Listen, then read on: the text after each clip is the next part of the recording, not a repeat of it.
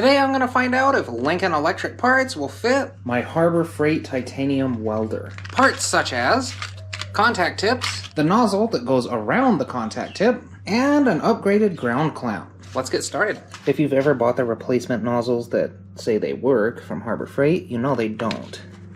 You see how this is threaded. And the replacement ones from Harbor Freight are not threaded. They're for the MIG torches, not necessarily the flux core torches. Moment of truth. It's hard to see, but there is threads in there. Now the question is, are they the same threads as the Harbor Freight torch? And the answer is yes.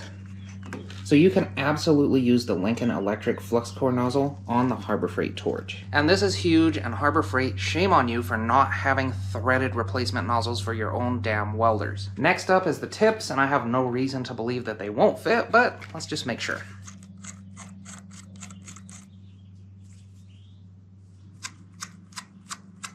Now, I like the Harbor Freight tips a little bit better because they have this little flat spot here, and that makes it really easy to remove the tips if they're gunked up. And last but not least, I'll be trying out a new ground clamp. This is the 300 amp version from Lincoln Electric. It was only $8.50, so it was a good deal.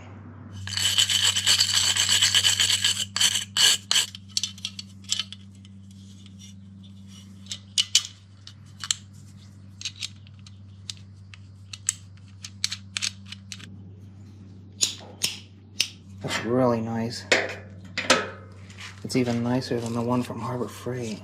And this one, yikes, it's all bent. But it was still a major upgrade from the one that came on the welder. It's just, I have a better one now, and this has outlasted its usefulness.